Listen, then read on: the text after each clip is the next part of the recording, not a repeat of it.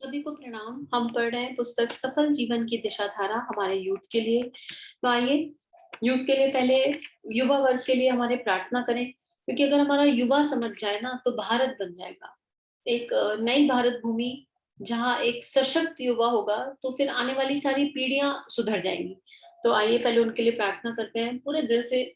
एक गायत्री मंत्र के उनके भीतर की शक्ति जगे और वो अपने भीतर की शक्ति, जागृत शक्ति के साथ अपनी प्रतिभा को पहचानते हुए आगे बढ़ सके। ओम भूर्भुवः स्वः तत्सवितुर्वरेण्यं भर्गो देवस्य धीमहि धियो यो नः प्रचोदयात्। स्वाध्याय को आगे बढ़ाते हैं। पिछले स्वाध्याय में हमें गुरुदेव ने समझाया था कि अपने सद्गुणों को बढ़ाना है और कैसे बढ़ाना है, उसका टिप्स दिया था, टूल्स दिए थे। और जब सद्गुण बढ़ जाएंगे तो कितना बढ़िया हो जाएगा। A new me is born, simple. अभी तक जो जी रहे थे उससे बहुत अलग। अब इस बार हमें समझा रहे हैं कि अपनी आंतरिक दुर्बलताओं से लड़िए। लड़ने की बात है, लेकिन किससे? अंदर, अपने अंदर जो वीकनेसेस हैं उनसे लड़ना पड़ेगा। और लड़ना मतलब अभ्यास के क्रम से। अगर कोई कमी मेरे अंदर है तो पहले उसे स्वीकारो, अपनी समस्या को समझो, अपनी कमियों को समझो, उनको स्वीकार करो। Acceptance without guilt. स्वीकार किया, ओके फाइन है। और अब next step, solution oriented approach, कि मुझे इससे बाहर कैसे निकलना है। एंड स्टेप बाय स्टेप बाहर निकलेंगे। एक ही बार में बहुत लंबे लंबे प्लान बनाने की बिल्कुल भी जरूरत नहीं है। छोटे छोटे प्लान बनाकर बाहर निकलेंगे और फिर देखना कैसे लाइफ एकदम मिरेकल के जैसे हो जाएगी, एकदम मजा जाएगी। ऐसे जैसे मैंने चुटकी बजाई ना, ये ऑटोमेटिकली ऐसे हो जाएगा। इसको पढ़ते हैं। संसार में कोई किसी को उतना परेशान नहीं करता जितना कि मनुष्य से के अपने दुर्गुण और दुर्भावनाएं। दुर्गुण रूपी शत्रु हर समय मनुष्य के पीछे लगे रहते हैं। वे किसी समय उसे चैन नहीं लेने देते। गुण कर्म स्वभाव में आवश्यक सुधार किए बिना प्रगति नहीं हो सकती। गुण कर्म स्वभाव का मानवोचित परिष्कार करते हुए व्यक्तित्व को सुविकसित करने में संलग्न होना चाहिए। दुर्व्यवहार का कुफल दुख और बेचैनी है, फिर वह चाहे अपने साथ हो या दूसरे के साथ। भलाई की बात यह है कि आप जो औरों से अपने लिए चाहते हैं वैसा ही बर्ताव दूसरों के साथ भी करें। द थिन लाइन, जो हमें अपने लिए चाहिए वो दूसरे को दो। अगर आप सोचते हो आपके जीवन में सम्मान की कमी है तो दूसरे को सम्मान देना शुरू कर दो। आप सोचते हो आपके जीवन में प्रेम की कमी है तो दूसरे को प्रेम देना शुरू कर दो। जो आपको अपने जीवन में कम लग रहा है, इसका मतलब वो आपने कभी दिया नहीं, वो देना शुरू कर दो। फिर गुण कर्म और स्वभाव, तीन शरीर है ना, तो यहाँ पे गुणों की बात पिछले स्वाध्याय में करी कि हमारे गुण कौन से होने चाहिए, पूरा हमको समझाया गया। हमारा आत्मबल, कौन से हैं चार गुण, रिपीट करके सोचो मन में, कि हमारा आत्मबल, हमारा स्वावलंबन और हमारा आत्मविश्वास, ये हमारे गुण हैं। और कर्म क्या है? जो हमारे भीतर से भाव हुए। एरोप्लेन जा रहा है, इसको बाय बोल देते, लेट इट गो। अरे वाह, याद आ गया छोटा सा बचपन, जब बचपन में बोलते थे रेलगाड़ी बाय बाय, रेलगाड़ी टाटा। ऐसी मैंने आज वो फीलिंग के साथ एरोप्लेन को बाय बाय किया। अब गुण समझ में आ गए। जब मेरी भावनाएं श्रेष्ठ होंगी तो विचार श्रेष्ठ आएंगे, विचार श्रेष्ठ आएंगे तो कर्म श्रेष्ठ बनेगा, कर्म श्रेष्ठ होगा तो फिर स्वभाव तो अपने आप अच्छा हो जाएगा, पूरी पर्सनालिटी विकसित हो जाएगी, पूरी पर्सनालिटी निकल कर आ जाएगी। तो असली बात यह है कि अपने भीतर पहले झांकना है, झांकना है, स्टेप बाय स्टेप आगे बढ़ना है। और ऐसी वाणी वाली बोलिए, मन का आपा खोए और उनको शीतल करे, आपहु शीतल होए, कबीरदास जी ने कहा। तो गुरुदेव बोल रहे हैं खाली वाणी ऐसी मत बोलो, व्यवहार भी ऐसा रखो, विचार भी ऐसे रखो, सद्भावनाएं रखो अपने लिए, सबके प्रति, तो सब कुछ अपने आप ठीक हो जाएगा। तो आज के बाद हम किसी के लिए कभी गलत नहीं सोचेंगे। आज के बाद हम कंपैरिजन में नहीं जाएंगे, जेलेसी की फीलिंग में नहीं जाएंगे, एक्सपेक्टेशंस में नहीं जाएंगे किसी दूसरे से, और अपने आप से हायर एक्सपेक्टेशंस नहीं रखेंगे। हम केवल courage, compassion, inner strength, self confidence और बहुत ऐसी जो क्वालिटीज मन में आ रही हो उनको लिख लो, नोट कर लो कहीं। इन्हीं के बारे में चिंतन मनन करेंगे और जो जैसा चिंतन होगा वैसा चरित्र बन जाएगा। आगे, बुद्धि और विचार की शक्ति मनुष्य में अन्य प्राणियों की अपेक्षा अधिक है, इसलिए वह अपनी भलाई का विचार कर सकता है। बुद्धि के सदुपयोग या दुरुपयोग से ही वह सुख शांति या कलेश और कलह की परिस्थितियां तैयार करता है। इसका दोषारोपण किसी दूसरे पर करना मनुष्य की जड़ता का ही लक्षण समझा जाएगा। अपने सुखों को बर्बाद कर डालने की जिम्मेदारी मनुष्य पर ही है। छुटकारा पाने का एक ही उपाय है कि वह इन पतनोन्मुख दुष्प्रवृत्तियों का परित्याग करे और सदाचारी जीवन जीने में सुख और संतोष अनुभव करे। अब यहाँ अगर आप दुखी हो ना किसी वजह से, तो आप किसी दूसरे को दोष नहीं दे सकते। ब्लेम गेम खेलना इस पल से बंद कर देंगे। क्यों? मैं तो बहुत ऊपर पहुंच सकती थी, बहुत ऊपर पहुंच सकता था। मेरे मम्मी पापा ने ये मेरा कहना नहीं माना, मेरे दोस्तों ने ऐसा कर दिया, मेरी टीचर्स ने वैसा कर दिया। Stop doing all this rubbish. किसी को ब्लेम नहीं देना। हमने समझा था ना हमारे इम्प्रिंट्स कैसे काम करते हैं अंदर के, पिछले स्वाध्याय में बात आई थी, how our imprints are working.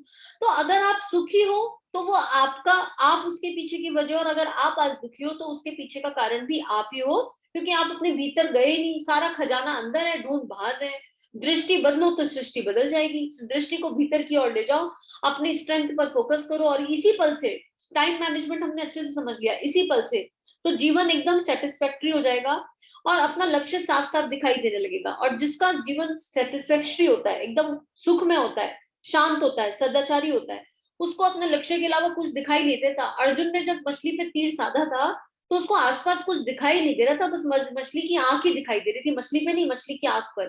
तो अगर आसपास का कुछ भी दिख रहा है ना लक्ष्य से अलग, तो भटक रहे हो। अपने लक्ष्य पर नजर गड़ाए रहो, ऐसे गड़ा रहो, ऐसे गड़ाए रहो, जब तक उसको प्राप्त ना कर ले। और लक्ष्य प्राप्त क्यों करना है, ये हमने पहले ही समझ लिया। नेम फेम के लिए नहीं, आउटसाइड मोटिवेशन के लिए नहीं, मैटेरियलिस्टिक चीजों के लिए नहीं। लक्ष्य इसलिए प्राप्त करना है कि उस लक्ष्य पर पहुंचकर श्रेष्ठ आचरण के साथ, श्रेष्ठ संभावनाओं के साथ खुद के लिए, खुद को कंट्रीब्यूट करो और देश को कंट्रीब्यूट करो, अपनी फैमिली को कंट्रीब्यूट करो। आगे देखते हैं।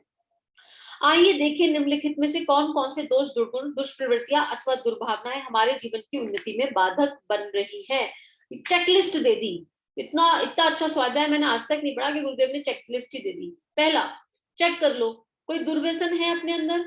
स्मोकिंग, ड्रिंकिंग, गुटखा, तंबाकू, ओवर ईटिंग, ये सब दुर्व्यसन की श्रेणी में आते हैं। देर तक सोना, वैसे दुर्व्यसन की बात कर रहे हैं तो एक्चुअली ड्रग एडिक्ट्स या इस तरह के एडिक्शन ही है स्पेसिफिकली। तो चेक कर लो, है तो क्रॉस लगाओ, इससे बाहर निकलना है, निकलना पड़ेगा।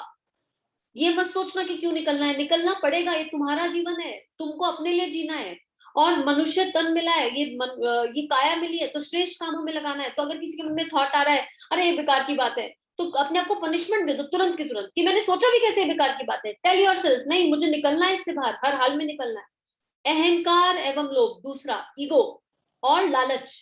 लालच के चक्कर में गलत गलत काम शुरू कर देते हैं। मतलब बिजनेस, अपना बिजनेस चल जाए, बाकी दुनिया जाए भाड़ में, नॉनवेज की दुकान खोल के बैठ जाओ, अपना बिजनेस चल जाए, शराब की दुकान खोल के बैठ जाओ। अरे ऐसा कैसा बिजनेस कि तुम्हारा ऐसा कैसा पैसे का लालच हुआ कि दूसरों को कंट्रीब्यूट कर रहे हो इतना नेगेटिवली। तुमने तो शराब की दुकान खोल ली, लेकिन जो खरीद के पियेंगे उनके घर में क्या कोहराम मचेगा, उस इंडिविजुअल सोल का क्या होगा। तो ऐसा काम ही क्यों करना। और ईगो, ईगो इज लाइक कि केवल मैं ही कर सकता हूँ, आई एम परफेक्ट। आप कर सकते हो, ये आपका कॉन्फिडेंस है, केवल आप ही कर सकते हो, ये ओवर कॉन्फिडेंस है। तो इससे बाहर निकलना पड़ेगा, राइट। उसके बाद अभिमान, अनियंत्रित महत्वाकांक्षाएं, मतलब बैठे बैठे शेख चिल्ली की वो बना ली, प्लानिंग कर ली, यहाँ बैठे बैठे सोच लो कल प्राइम मिनिस्टर बन जाएंगे। तो फिर बन जाएंगे क्या, ऐसी महत्वाकांक्षाएं क्यों रखनी है जो रियलिस्टिक ना हो। और मम्मी पापा के ऊपर डिपेंडेंट भी बहुत ज्यादा नहीं होना। यहाँ कई बार हम अपनी महत्वाकांक्षाओं का घड़ा अपने पेरेंट्स पे फोड़ देते हैं। अरे तुमको, मैं, तुम्हारी महत्वाकांक्षा है कि तुमको 1 लाख रुपए का फोन चाहिए, तो अपनी उस महत्वाकांक्षा को पूरा करने के लिए बड़े हो, कुछ करो, कुछ कमाओ, एफर्ट डालो और कर लो पूरी। मम्मी पापा का काम तुम्हारी रिक्वायरमेंट्स पूरा करना है, तुम्हारे अंदर संस्कार डालना है, तुम्हारी लग्जरीज पूरा करना नहीं है। तुमको दुनिया में ले आए, ये क्या कम है, पूरी पूरी रात जगे हैं, सालों जगे हैं, ये क्या कम है हम लोगों के लिए। नहीं, तो फिर अपनी महत्वाकांक्षाओं पर काम करना है और डिस्ट्रैक्ट नहीं होना, मैं ये भी कर लूं, मैं वो भी कर लूं, मैं वो भी कर लूं। एक लक्ष्य, फोकस के साथ चलना है। असत्य, असत्य विवेक वाला, ऐसा ना सच बोलना है हमेशा, लेकिन ऐसा बुद्धू वाला सच नहीं बोलना। जैसे कि स्टोरी बताती हूँ। एक महात्मा थे, मौन मौन में थे और बिल्कुल नहीं बोले थे कई सालों से, और मौन ही रहते थे। एक गाय भागी भागी आई, कोई शिकारी पीछे पड़ा हुआ था, उससे बचने के लिए आई भागी भागी, और गाय ने महात्मा को देखा तो उसने कहा मेरी जान बच जाएगी। वो महात्मा के पीछे जाके छुप गई, महात्मा के पीछे जाके छुपी। शिकारी आया पीछे पीछे, उसने महात्मा से गुस्से में पूछा गाय कहाँ है, मुझे उसे मारना है। महात्मा तो मौनी बाबा थे, तो अब क्योंकि वो सत्य का पालन करते थे, तो उन्होंने सत्य के पालन में गाय का एड्रेस बता दिया, गाय पीछे है। तो क्या किया उन्होंने, ये उचित किया क्या, सोचो विवेक अनुसार कि क्या किया। शिकारी गया, गाय को पकड़ा और मार दिया, मार के खा गया, या जो भी उसका किया। अब विवेक से सोचो कि ऐसे सत्य का क्या लाभ जिसने किसी को इतना प्रताड़ित कर दिया, इतना दुख पहुंचा दिया। विवेक अनुसार सत्य का साथ लेना है। उसके बाद ईर्ष्या, ईर्ष्या से बचना है। अश्लीलता और कामुकता, हम क्या देख रहे हैं, क्या पढ़ रहे हैं, हमें ध्यान रखना होगा, है ना। आजकल बहुत कुछ अवेलेबल है मार्केट में, हर चीज तुम्हारे लिए नहीं है। विवेक लगाओ कि हमारे को क्या कंट्रीब्यूट कर रहा है। इस तरह का स्वाध्याय करोगे, इस तरह का चिंतन की तरफ अपने आप को ले जाओगे, तो अपनी लाइफ में, अपने विचारों में, अपने मस्तिष्क में क्या कंट्रीब्यूशन ऐड कर रहे हो, इस पे बहुत ध्यान रखना। स्वार्थ परकता, मेरा काम हो जाए, दूसरा जाए भाड़ में, इतना सेल्फ सेंटर्ड अप्रोच की जरूरत नहीं है कि हम खुश रहें, बाकी जाए दुनिया भाड़ में। नहीं, हम अकेले नहीं आए थे, वी आर सामाजिक, we are social animals, right. तो मैं खुश रहूं और दुनिया भाड़ में जाए, ऐसा पॉसिबल नहीं है, संभव ही नहीं है, राइट। उसके बाद जो है अगला है जल्दबाजी और उतावलापन। कोई भी काम एकदम शांत मन से, प्लानिंग, इम्प्लीमेंटेशन और एग्जीक्यूशन के स्टेप्स होने चाहिए, उनको फॉलो करना पड़ेगा, राइट। और उसके बाद काम होगा। उसके बाद पर दोष दर्शन, दूसरे की कमियां देखना बंद कर दीजिए। जो कमी आपके अंदर है वही आपको दूसरे में दिखती है, अपने भीतर की यात्रा है। हीनता का भाव, आत्मग्लानि नहीं होनी चाहिए, हमने इस पे ऑलरेडी बात कर ली। आत्मग्लानि क्या होती है? दीनहीन नहीं अपने आप को मानो, अपने आप को दुर्बल कमजोर मत मानो। क्रोध, anger management very important. Anger, क्रोध ना बहुत सारी क्वालिटी है, और एंगर, गुस्सा अंदर भरा हुआ है तो सारी क्वालिटीज बेकार हो जाती है।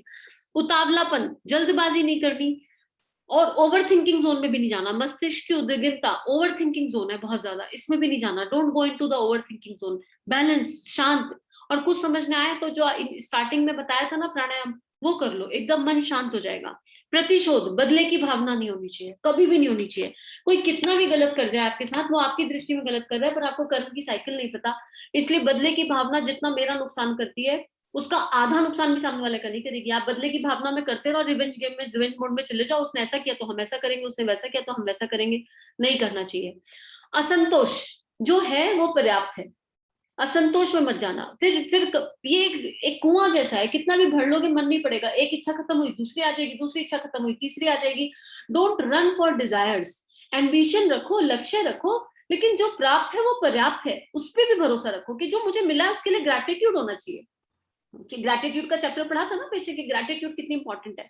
उसके बाद आलस्य और निर्दयता। आलस्य तो भैया पूछो मत, इसने तो बड़ा दम मेरा भी किया था। इससे बड़ा कोई शत्रु नहीं हो सकता, क्योंकि आलस क्या करता है ना, हर टास्क को आगे बढ़ा देता है, आगे कल कर लेंगे, कल कर लेंगे, समय की बर्बादी करवाता है। तो बहुत ही डेंजर शत्रु है क्रोध और आलस। और उसके बाद निर्दयता, मतलब संवेदना और करुणा होनी चाहिए। किसी को तकलीफ में देखो और उसको गाली दे दो, अरे इनके तो कर्म ही ऐसे थे, इसलिए गरीब है, इसलिए तकलीफ में। नहीं, ऐसे भाव नहीं होने चाहिए मन में। किसी को तकलीफ में देखा, दर्द में देखा, तो उसके लिए कंपैशन आना चाहिए, फीलिंग आनी चाहिए, अच्छी फीलिंग्स रेडिएट होनी चाहिए। तो वहां तक कैसे आएंगे हम? वहां तक कैसे आएंगे? अभ्यास करके। कौन से? जो पीछे पढ़ाए गए थे सारे अभ्यास गुरुदेव ने लिखवा दिए। तो आज का स्वाध्याय यही समाप्त करते हैं, और ये 17 की 17 नोट कर लो कि ये इन 17 दुर्बलताओं से बाहर आना है। और बहुत मुश्किल नहीं है, यात्रा आज शुरू करोगे ना, तो जितनी मेहनत करोगे उतनी जल्दी बाहर आ जाओगे। तो आज सबके लिए यही प्रार्थना कि हम सब अपनी आंतरिक दुर्बलताओं से लड़ चुके हैं, उनसे बाहर निकल चुके हैं, और हमारे भीतर का देवत्व पूरी तरह जागृत हो चुका है। सभी को थैंक यू, बहुत सारा thank you. Like, share, subscribe, comments, आप लोगों को पता है ना, ये मुझे वो टेक्निकली बोलना नहीं आता फिर भी, हाँ। लेकिन लाइक करना है, शेयर करना है, सब्सक्राइब करना है। अगर आपको अच्छा लगा, अगर आपको लगता है इसने आपके जीवन में कुछ कंट्रीब्यूट किया, तो share it further, so that ये आगे के लोगों के जीवन में भी कुछ कंट्रीब्यूट कर सके। सभी को थैंक यू, सभी को बाय बाय।